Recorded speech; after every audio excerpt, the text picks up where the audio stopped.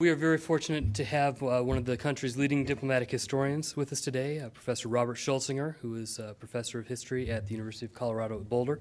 He is also the director of the International Studies program at Colorado. He's the author of numerous very important books in the history of American foreign relations. His most recent book was called A Time for Peace, which looked at the U.S. And Vietnam since the end of the Vietnam War. He's also written on the Vietnam War itself in the previous book called A Time for War. He's written on Henry Kissinger, the Council of Foreign Relations, and is currently working on a book on the United States in the 1990s. And his lecture today is entitled Iraq and Vietnam, Lessons Learned and Mislearned. Bob?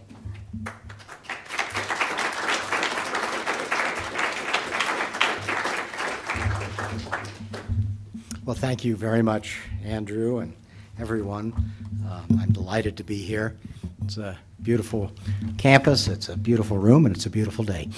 And I'd like to talk to you about the Vietnam War and the Iraq War, something that I believe people in my profession are going to be doing for the next 30 or 40 years.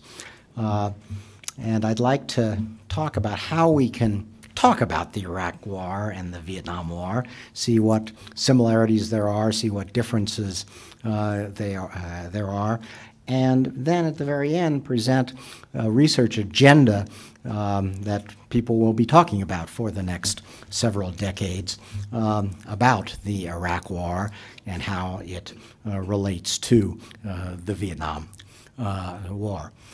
I've been teaching the Vietnam War for 25 years. It's a course where student interest has always been high, and it seems to get higher. Certainly now that we are engaged in this war in Iraq, which has so many points of comparison, the interest continues to increase. I was teaching this course 4 years ago in the spring semester of 2003.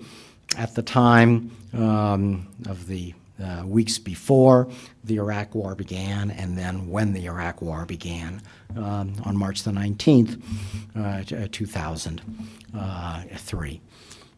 It was a large course, approximately 200 students, and the students were very, very interested in what was going on right now in the news every day. They were very concerned about what was happening, what was going to happen, and what the outcome would be in Iraq.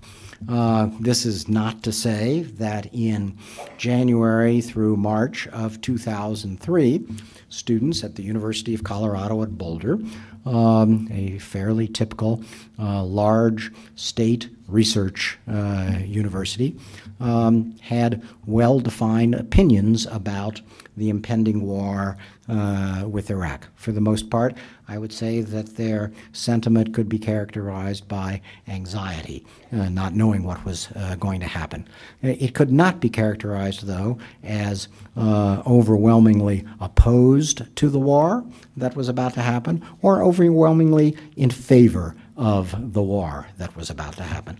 I would say the predominant sentiment was hopeful and wary, a belief that, or hope that this war with Iraq would be similar to the war with Iraq that had occurred in 1991.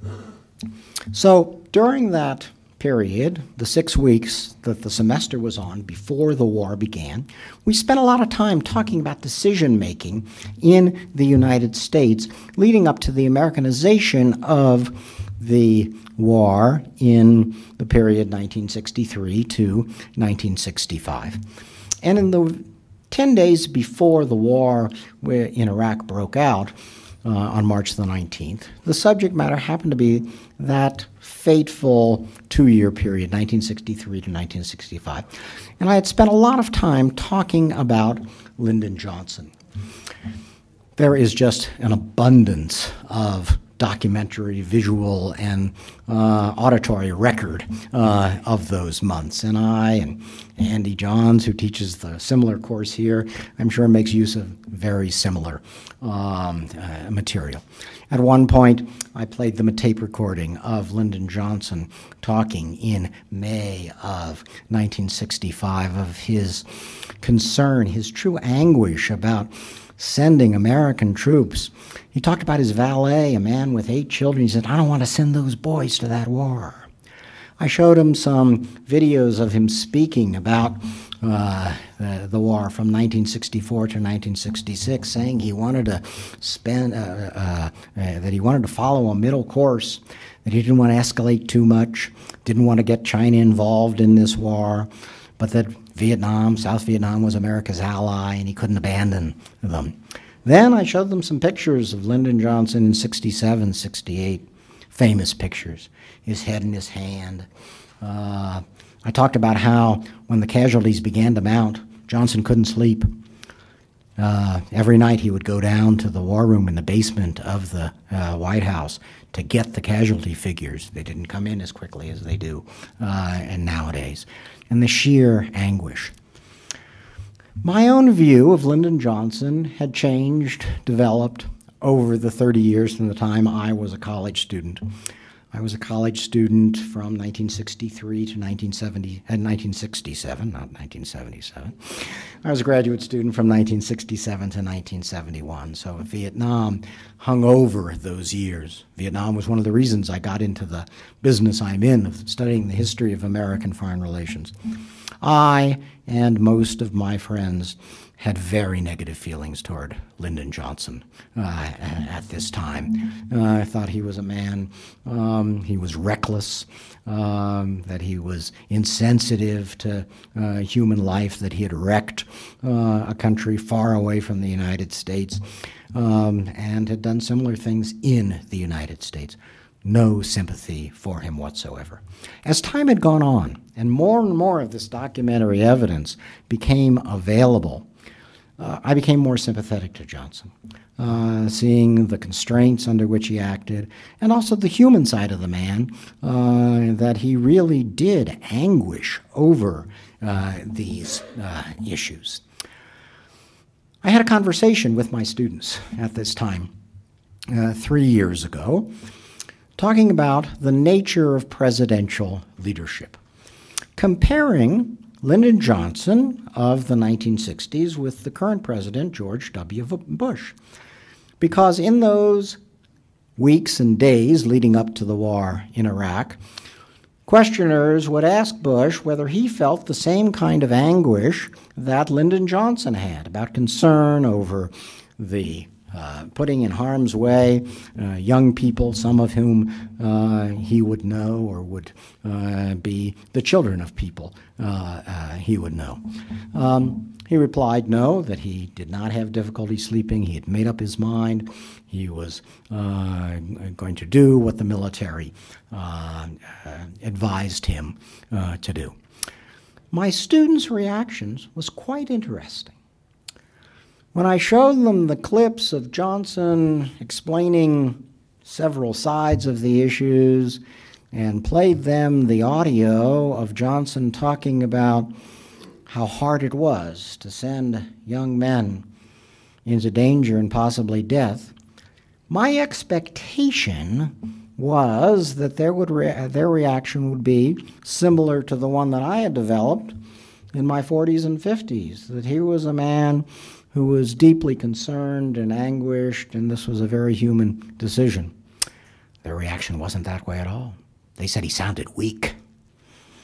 And in the weeks leading up to the Iraq War, their reaction was, Bush is showing strong leadership. Bush had obviously, for a man who said he never listened to the polls, had tested what would appeal.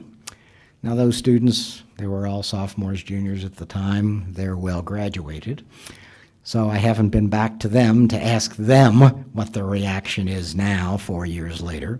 I can assure you, when I've taught the course since that time, the reaction has been very, very different. Some of the decision-making for the Iraq War has been done with the image of the Vietnam War consciously in mind. Planners at the highest level have decided that what they are going to do is going to be very different from what happened in Vietnam. And that makes the irony or the paradox all the more striking, because what has happened has become very, very much like what happened in Vietnam. Not identical. History's never identical, but it's pretty close. Take, for example, the two emblematic secretaries of defense, Robert McNamara and Donald Rumsfeld. I won't pass over in silence because I'm going to say it, but it's trivial. It's noteworthy, but it's trivial. They even look alike. The rimless spectacles, the sleek back hair. Most of that, I would say, is purely coincidental, although not entirely. Not entirely. Insofar, these are non-standard appearances. And if you're going to do something that's not non-standard in something that is as, shall we say, unimportant as your presentation to the world in your face, there's something going on there. And what was going on there in both cases was an enormous sense of knowing better than the organization they happen to lead, the Pentagon. Here's another paradox. We believe strongly and rightly in the idea of civilian control of the military.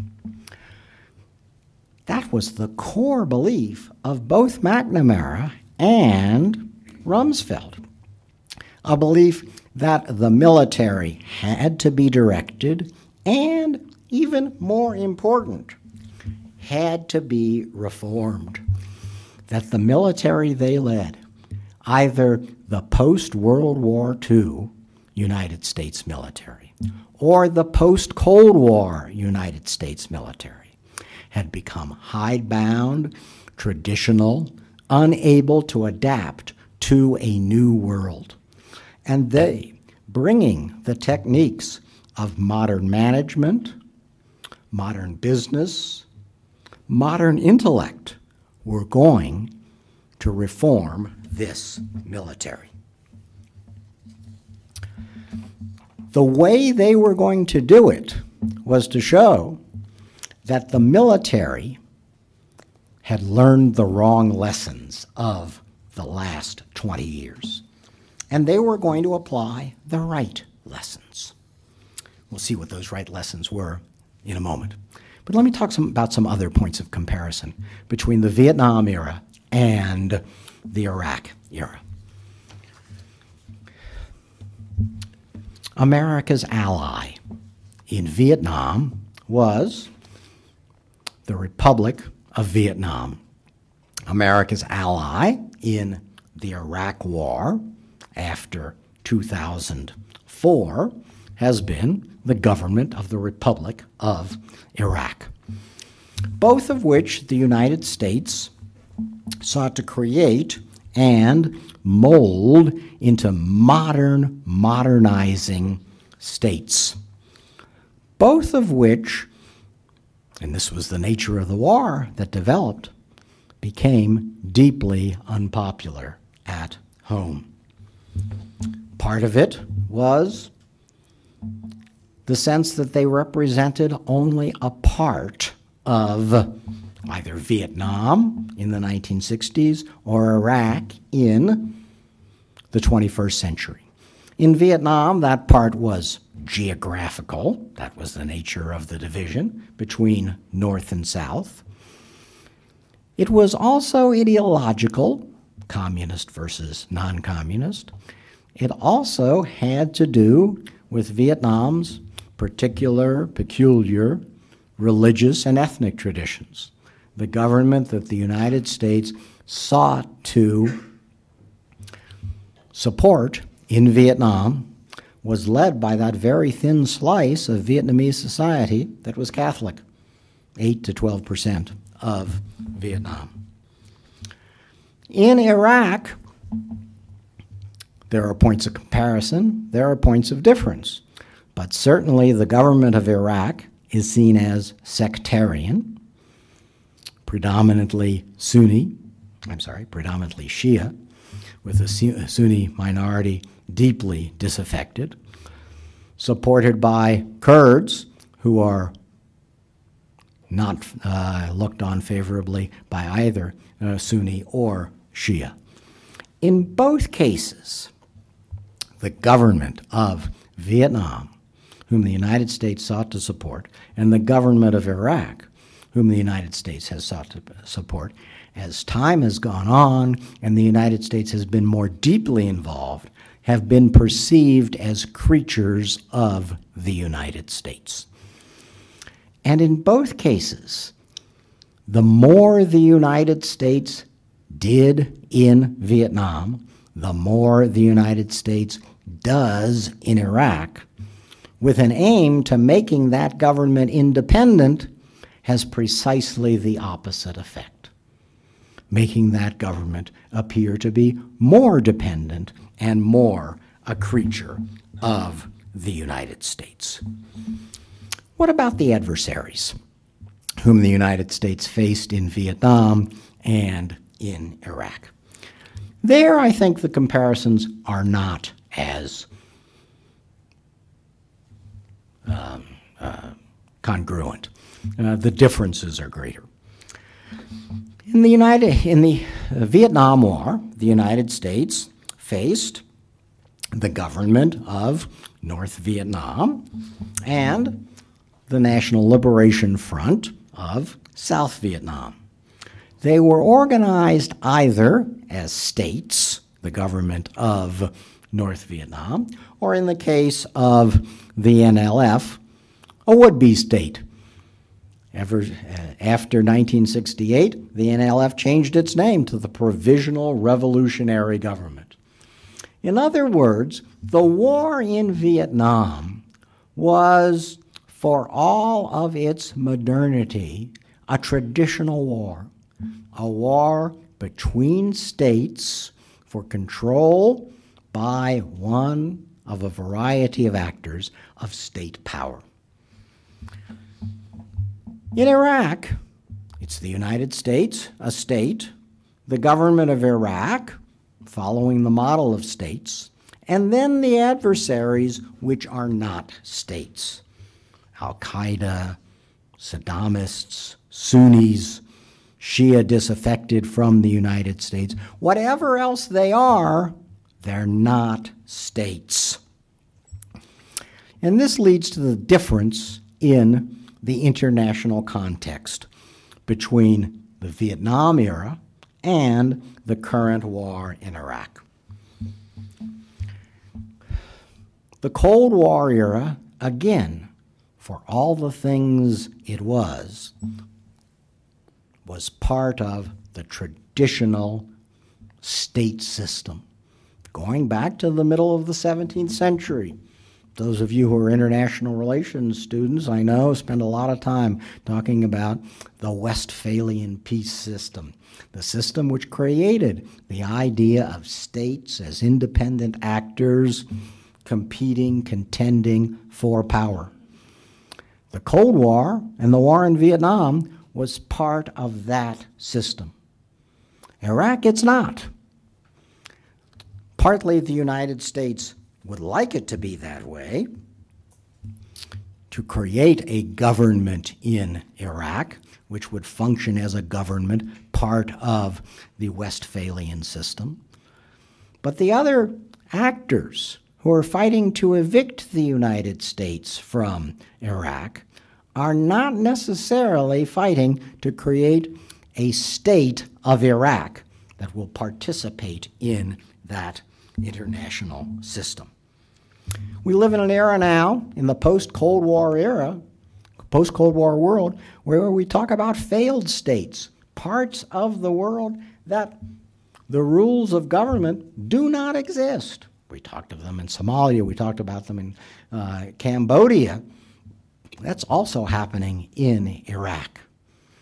Indeed, some of the criticism of the United States in Iraq has been that the planners of the Iraq War tried to create in Iraq a situation of states fighting states because they found it so difficult of a state fighting non-states, such as al-Qaeda in Afghanistan.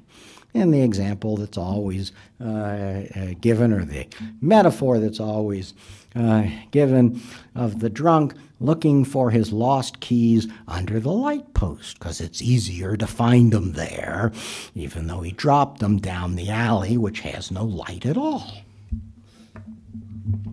What about the domestic reaction in the Iraq War and the Vietnam War? In terms of the drop-off of public support inside the United States during the Vietnam era and the Iraq era, the drop-off in levels of support has been almost identical, from overwhelming support in the 70s or 80% figure down to the 30s at the low point. In Vietnam, that drop-off took from 1963, 1964 to 1969, 6 years. It has been much, much faster in Iraq. Took from 2003 really till 2005, 2 years. And people who have studied this say that if you compare 3 post-Second World War wars, Korea, Vietnam, Iraq, the fall-off in public support has been identical from the high point to the low point. What has changed is the pace at which that public support fell. And in Iraq, that public support fell more quickly than in others. The intensity of the opposition to the war, I believe, still is different from Vietnam to the present. The country is not in the state of turmoil over the Iraq War that it was over the Vietnam War. Why is that? I think the overwhelming reason for that is quite simple. There's not conscription now. There was conscription then, there is not conscription now. I think there's some other reasons, but that explains so much of what has changed that you don't really need to look at the other explanations. There was a draft in Vietnam, in the Vietnam era, primarily because the United States was operating under the same assumptions and conclusions it had operated on since 1940.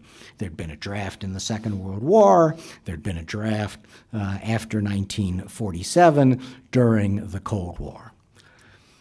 By the time of the Vietnam era, the demography of the country had changed. What I'm saying quite simply is that during the Second World War, during the Korean War, the cohort of eligible men between the age of 18 and 26, the broadest time it was 18 to 35, but that wasn't, for most of the time it was 18 to 26, was relatively small. It came at a time when there wasn't a huge birth cohort. By the time of the Vietnam era, this was the era of the baby boom. This was the largest birth cohort in United States history. In a population of approximately 200 million and an armed force of 3 million, there was a birth cohort of 26 million people eligible for the draft. That's why the draft at the time of the Vietnam era came to be characterized as a game of chance and circumstance. Even though all men between 18 and 26 were eligible for service, most men of that era did not serve. It created enormous anxiety, it created enormous anger. Here we are 40 years later. Population of the country is 300 million. Birth cohort is even larger. Military is under 1.5 million. So you have a population 50% larger. You have a military 50% smaller. You don't have a draft. You don't have a need for a draft. And among those most opposed to having a draft, not at the top of the list, I think the top of the list probably consists of 20-year-old men who would choose not to serve, but second after that is the military leadership itself, not wishing to have a sullen, unappreciative, unwilling military service. So that explains, I think, a lot of the intensity of the opposition to the war during the Vietnam era and the lack of the same level of intensity in the last 4 years. What about Congress? During the buildup of the Vietnam War from 1963 to 1968, there was one-party rule in Washington. It was Democratic president, Democratic Congress. There was significant opposition to the war within the Democratic Party. The Democratic Party, in fact, fractured over the Vietnam War, and those fractures have persisted for the last 40 years. Nevertheless, the Democratic Party's opposition to the war policies of the president were higher by an order of magnitude after 1969, when there wasn't a Democratic president whom the Democratic Party owed some kind of loyalty to. I'll give you the most obvious example. The Senate Majority Leader from 1961 to 1976 was Mike Mansfield, senator from Montana, Democratic senator whose previous career had been that of a professor of Asian history, someone who in the 1950s was a great supporter of America's ally in Vietnam, President Ngo Dinh Diem. By the Kennedy administration, Mike Mansfield had grown increasingly skeptical of Diem's ability to rule in Vietnam. He was quite friendly with Lyndon Johnson. He had been Lyndon Johnson's assistant while Johnson was majority leader. So when Johnson became president, the two men were close. And in many ways, they remained close for the remainder of Johnson's presidency. Mansfield expressed grave reservations about the United States' escalation of the war in Vietnam. But because of his friendship with Lyndon Johnson, was not highly outspoken about them. As soon as Richard Nixon became president, January the 20th, 1969, Mansfield was much more outspoken. His friend wasn't president of the United States anymore. So even the Democratic Party, which split over Vietnam, which in many ways remains split over foreign policy from 1968 till this morning, behaved differently when its president was in charge of the war than it did after that time. You can see that certainly today.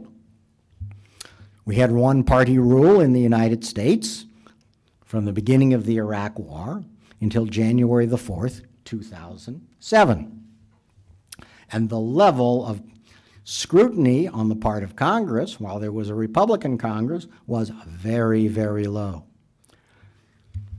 After the Democrats took over both houses of Congress in 2007, much more heightened opposition. And, I think this is even more interesting, eroding congressional Republican support for the war in Iraq.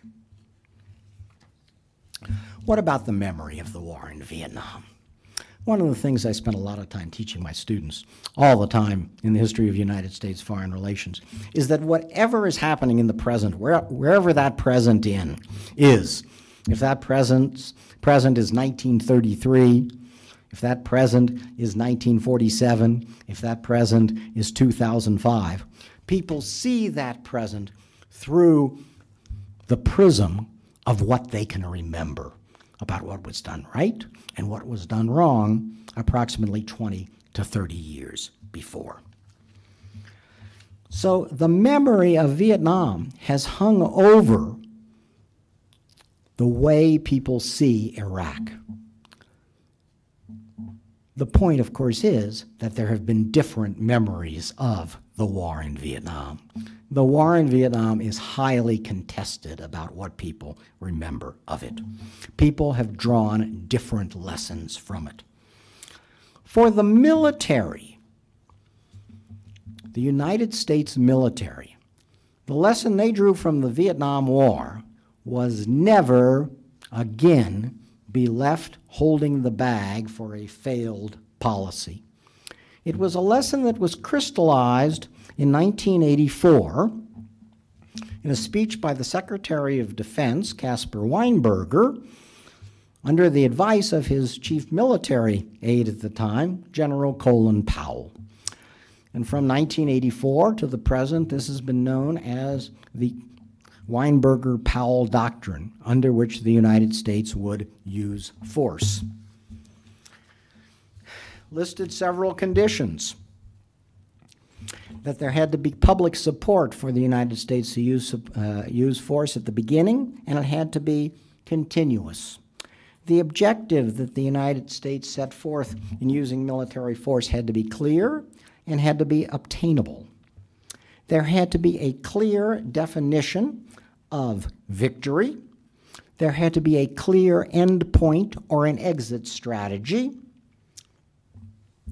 And all of these led to the conclusion that the United States would use overwhelming force in achieving its aims. This Weinberger-Powell Doctrine was the foundation upon which the Chief of Staff of the Army, General Erich Shinseki, called for a force of between 400,000 and 600,000 in going into Iraq. And it was the military's reliance on this doctrine that led Rumsfeld, the reformer, to believe that the military was simply too traditional, too risk-averse, too timid to be trusted with strategy in the modern age. What were the lessons of the Vietnam War for the public? As Andrew said, I just 6 months ago published a 300-page book on that very subject, so I'm not going to tell you everything I said there. In fact, I could reduce some of what I said to a bumper sticker. They say when you go to graduate school, your aim is to take a 300-page book and reduce it to a sentence that could appear on a bumper sticker, and then for the next 30 years you take an idea that could be expressed in a postage stamp and expand it into 300 pages. So what were the lessons that the public learned about the War of Vietnam? In Boulder, Colorado, where I've lived for the last 30 years, which is a fairly typical liberal college town, you saw bumper stickers in the 1980s. El Salvador is Spanish for Vietnam. In the last 3 years, you've seen bumper stickers reading, Iraq is Arabic for Vietnam. But that's not the only lesson that people have learned from Vietnam.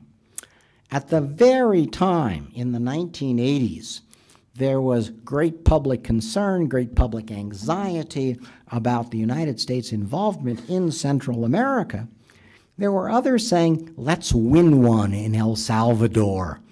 As William Safire, the conservative New York Times columnist, wrote just at the beginning of the Reagan administration. Or in other words, there was at this time the growth of an idea of a Vietnam syndrome, that the United States had been so paralyzed by the defeat in Vietnam that it would not use military force other places, so that the way to exorcise this heavy burden of Vietnam is to intervene someplace and then be successful. On March the 5th, 1991, 3 days after the first Gulf War ended, President George H.W. Bush, usually regarded as a paragon of prudence, of restraint, of not being excessively jubilant about anything, said, by God, we've kicked the Vietnam syndrome. The belief that this war had once and for all ended this reluctance to intervene. It was a common sentiment. It wasn't true. The Clinton administration, in the post-Cold War era, struggled with the ghost of what came to be known as a Vietnalia, a combination of Vietnam and Somalia, after the United States had intervened in Somalia as a humanitarian intervention. And the United States, in October 1993, had several Black Hawk helicopters knocked down, 18 American Army Rangers killed, and one of their bodies defiled and dragged through the streets. There were calls again for never again for the United States to intervene in faraway places. That certainly overhung the Clinton administration's refusal to intervene in Rwanda. It overhung the two wars the Clinton administration did fight, in Bosnia and in Kosovo in 1995 and in 1999. During both of those wars, there were reminders of Vietnam coming, interestingly enough, from what is customarily thought of as the hawkish side. In the debates over the Kosovo War, it was Republicans in 1999 who revived the memory of Vietnam, saying that the lesson they had learned was that of Dien Bien Phu, and that if the United States intervenes in Kosovo, there could be a war just like there was in Vietnam. The Vietnam analogy popped up very quickly after the events of 9/11, 2001. Writing in the New York Times, R.W. Apple, who had been a correspondent in Vietnam, called Afghanistan Vietnam. That war seemed to be over very, very quickly with the fall of the Taliban in December of 2001. So that analogy fell by the wayside. But by the fall of 2003, 5 months after the war in Iraq began, the Vietnam analogy began to be heard in Congress. Democratic Senator Tom Harkin, a Vietnam-era veteran, said this may not be Vietnam, but it sure smells like it. In the spring of 2004, Democratic Senator Edward Kennedy called Iraq, he said, is George Bush's Vietnam, and we need a new president. By 2006, Senators Chuck Hagel, a Republican of Nebraska, a Vietnam veteran, and John Kerry, the Democratic nominee for president in 2004, also a Vietnam veteran, were both calling Iraq the worst blunder in United States foreign policy since the Second World War. So with all this eagerness to avoid another Vietnam, how did the United States end up in Iraq in the same place? One explanation may be Eurocentrism. The origins of the Vietnam War were not in Vietnam, but they were in the Cold War and in Europe. the idea that the United States had to show its credibility against the Soviets worldwide, and Vietnam would be the place to do so. In Iraq, interestingly enough, I have a sense that when we come to write the history of the decision-making, the memory is not going to be of the Vietnam War. It's not even going to be of Gulf War I when you look at what animated the top policymakers. By that I mean the President, the Vice President, the Secretary of Defense, the people in the Defense Department who advocated so strongly for this war in 2002 and 2003.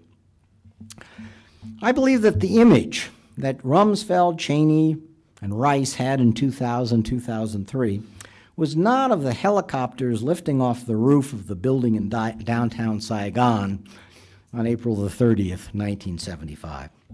Instead, I believe it was the jubilation of people clamoring atop the Berlin Wall on November the 9th, 1989. There was a belief, a very strong belief in Washington, which I think crossed party lines, but was particularly strong in the Republican Party foreign policy establishment, that the end of the Cold War marked a remarkable world historical change, something as important as the American Revolution, the French Revolution. This was something that is going to be remembered for centuries, they believed.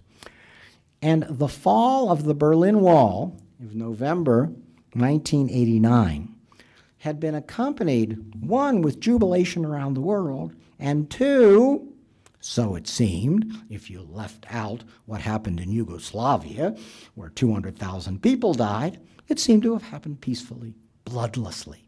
It was a signal for the world as a whole. In December 2005, I finished 9 years on the State Department's Historical Advisory Committee. And for the first time in those 9 years, we actually met with the Secretary of State, Condoleezza Rice. The reason we met with her, it had been arranged by the historian of the Department of State to say farewell to me, because Condi Rice had been a student when I taught at the Graduate School of International Studies at the University of Denver. So we had this connection. By this time, the war in Iraq was very, very unpopular. So as we were meeting with the Secretary of State, several of my colleagues, I hasten to say not I, because I wanted to tell her not that she was making a mistake in Iraq, because she wouldn't pay any attention to that, but I wanted to tell her that she should do whatever she could to make more and more documents publicly available, since that was the point of our committee. But my colleagues talked to her about the lessons of history, and that the lessons of history said that the United States should not be involved in Iraq. She would have none of it. What she responded was that when she became Secretary of State, she put Dean Acheson's picture up in her office. Dean Acheson, the Secretary of State under Harry Truman, at the beginning of the Cold War. Dean Acheson's memoirs are entitled Present at the Creation. It said a bit about self-confidence, some might even say arrogance, because the reason for it was that he was quoting someone saying that had he been present at the creation, he would have had some suggestions for the creator. But that Acheson had set in motion, according to Condi Rice and the people whom she respected and admired, a series of events that had led to the eventual United States victory in the Cold War 40 years afterwards. I believe this is what animated them. This sense that what the United States had done in the Cold War had been achieved, but it wasn't the beginning of the Cold War.